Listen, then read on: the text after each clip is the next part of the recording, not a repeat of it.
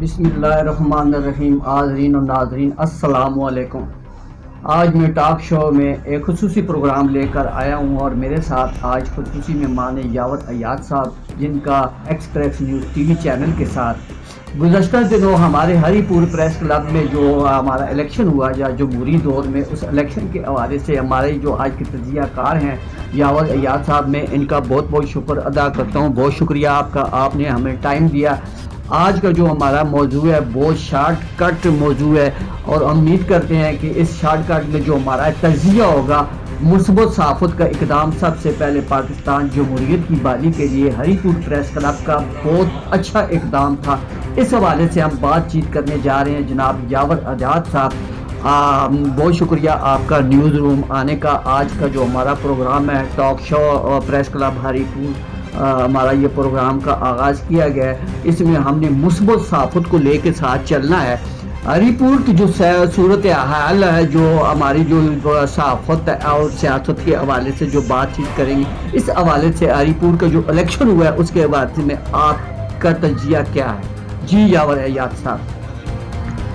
बहुत शुक्रिया डॉक्टर साहब, आपने इनवाइट किया अपने इस प्रोग्राम में। बड़ी खुशी की बात है कि आप जो हैं सहाफ़ियों के मसाइल भी उजागर कर रहे हैं और लोगों के मसाइल भी उजागर कर रहे हैं। आपने बात की है इलेक्शन की, सहाफ़ियों के इलेक्शन की। देखें डॉक्टर साहब, आप माशाल्लाह से ख़ुद एक सीनियर जर्नलिस्ट हैं। आपको इस बात का बखूबी इल्म है कि हरीपुर में प्रेस क्लब जो है वो बंद था, काफ़ी टाइम से बंद था। उसका खुलना जो है वो भी नहायत ज़रूरी था, सहाफ़ियों के लिए भी बहुत ज़रूरी था और सिविल सोसाइटी के लिए भी बहुत ज़रूरी था। अब तीसरे नंबर पे आ जाएं सहाफ़ियों का इलेक्शन, ये भी मौजूदा वक्त की बहुत अहम ज़रूरत थी। ये मैं समझता हूँ, मैं अपनी ज़ाती बात करूँ, मेरी जो ज़ाती राय है ये है कि ये पिछले 28 साल तारीख़ में ये पहली दफ़ा इस तरह के इलेक्शन हुए हैं कि हर मेंबर ने, हर हमारे मोअज़्ज़ज़ भाई ने, हर सहाफ़ी दोस्त ने वोट की पर्ची से जो है अपने हक़ इस्तेमाल किए, अपने ज़मीर के मुताबिक वोट दिया है। बाकी हार जीत वो एक अलग बात है। कुछ दोस्त हार गए हैं, कुछ दोस्त जीत गए हैं। बस आप इसको ये समझिए ना कि ये एक ट्रैक है, जिस ट्रैक पे हम चल पड़े हैं। ये बहुत अच्छा पॉजिटिव ट्रैक है और ये मुस्बत सहाफ़त की तरफ ये पहला कदम है। मुस्तक़बिल में भी बहुत अच्छे फ़ैसले होंगे, बहुत अच्छे काम किए जाएंगे, जिनमें सहाफ़ियों के लिए आप ये समझ लें कि बहुत अच्छा एक सिस्टमेटिक तरीका चल रहा है। अभी इस दफ़ा इलेक्शन हुए हैं, दूसरे साल भी इंशाल्लाह इलेक्शन होंगे, तीसरे साल भी होंगे। अब ये सिलसिला रुकने वाला नहीं है। ये हर साल जमहूरी तरीके से इलेक्शन होंगे, हर बंदा इसमें हिस्सा ले सकता है। हर वोटर जो है, जो मेंबरान है, अपनी मर्ज़ी से आज़ाद हैसियत से जिसको मर्ज़ी है वोट दे, अपने लीडर को मुंतखब करें, अपने दोस्तों को मुंतखब करें। आप ये देखें डॉक्टर साहब, हमने पिछले इलेक्शन में भी देखा है, उससे पिछले इलेक्शन में देखा है कि वोट की जो ताकत है ना, उसका सहाफ़ी दोस्तों का, हमारे मेंबरान को अंदाज़ा नहीं था। लेकिन अभी जो ये अदालती अहकामात के मुताबिक जो इलेक्शन हुए हैं, कुछ हमारे दोस्त भाइयों ने इसको रुकवाने की भी कोशिश की है, तो ऐसा नहीं होना चाहिए था। ये जमहूरी तरीका है, इसमें हर एक खुले दिल से हार जीत को तस्लीम करना चाहिए। इलेक्शन रुकवाना जो है वो मसले का हल नहीं है। आप एक दफ़ा रुकवाएंगे, दो दफ़ा रुकवाएंगे, तीसरी दफ़ा रुकवाएंगे, चौथी दफ़ा इलेक्शन होने हैं तो वो हुए हैं। इसमें मैं आपकी बात को आगे बढ़ाते हुए मैं आपसे जो बात कहने जा रहा हूँ कि ये जो इलेक्शन हुआ है डेमोक्रेटिक, जो हमारी जो ग्रुप सामने आया है, इसका मौक़िफ़ था 13 साल बाद ये एक जमहूरी अमल बहाल हुआ है वोट के ज़रिए, और शुरू से लेकर एंड तक यही मौक़िफ़ रहा है। मगर इस इलेक्शन से पहले इस सहाफ़त में सियासी मुदाखलत भी जो है हमको देखने को मिली है, तो इसका सदेबाब कैसे किया जा सकता है?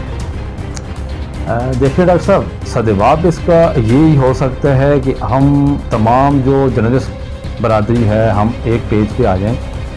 पूरे मुल्क में प्रेस क्लब हैं, पूरे मुल्क में सहाफ़ी हैं, हर इलाके में हैं, लेकिन जो सियासी मुदाखलत है वो दूसरी जगहों भी होगी। आप पता नहीं मेरी इस बात से इत्तेफाक करें या ना करें कि کہ ملک کے یا ہمارے دوسرے ڈسٹرکٹ دیکھ لیں یا دوسرے صوبے میں دیکھ لیں، ان کے پریس کلبوں میں بھی مداخلت ہوتی ہوگی، لیکن تھوڑی ہوتی ہوگی، بہت محدود، بہت کم لیول پہ مداخلت ہوتی ہوگی۔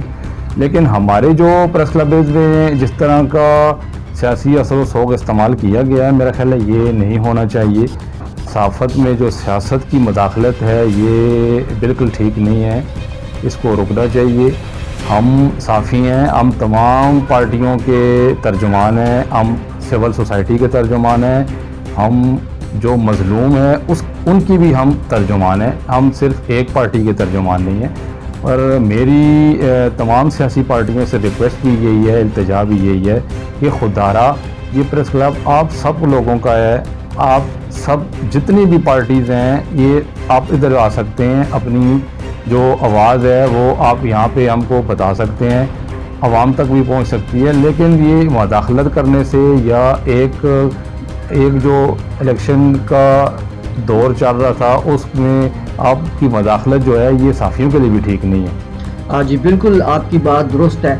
اگلا جو میرا جو سوال ہے بڑا امپارٹنٹ سوال ہے، کیونکہ اب جو الیکشن ہو چکا ہے جمہوری طور طریقے پر آ گیا ہے اور ڈیموکریٹڈ کا جو موقف تھا اس میں سینئر ورکنگ جرنلسٹ ان کا بھی بڑا اہم رول تھا، اور آگے جو ہمارا جو یہ سال شروع ہوگا نئے لوگوں کی ان کی ممبرشپ بھی ہوگی، تو اس کا جو منشور ہے جو ماٹو ہے یہ انتقامی کارروائی سے پاک ہے، تو اس کو ہم صحافیوں کے لیے کیا پیغام دیں گے آپ؟ دیکھیں ڈاکٹر صاحب، بدقسمتی سے میں آپ کو یہ بات بتاؤں کہ ہری پور میں یہ ٹرینڈ چل پڑا ہے کہ اگر آپ ایک گروپ میں سے تعلق رکھتے ہیں، میں آپ کو ووٹ نہیں دوں گا، آپ گروپ کے لیڈر ہیں، آپ مجھے انتقامی کارروائی کا نشانہ بنائیں گے۔ وہ کیسے بنائیں گے؟ میری آپ کردار کشی شروع کر دیں گے، میرے خلاف آپ خبریں لگائیں گے، میرے خلاف آپ پولیس کے پاس جائیں گے یا مجھے ٹارچر کرنے کی کوشش کریں گے۔ یہ انتقامی صحافت بھی ہے نا، سیاست کی آپ بات کرتے ہیں، انتقامی سیاست تو ہے ہی ہے، ساتھ میں انتقامی صحافت بھی ہے۔ میں آپ کو بہت وثوق سے یہ بات بتانا چاہتا ہوں کہ بہت سے ہمارے جرنلسٹ دوست جو ہیں وہ انتقامی کارروائیوں کا نشانہ بن چکے ہیں اور مزید بھی آگے بنیں گے، چونکہ یہ چیز ہم نے ختم کرنی ہے۔ اگر آپ نے کھلے دل سے ہار جیت تسلیم کرنی ہے تو اس چیز کو ختم کرنا ہوگا۔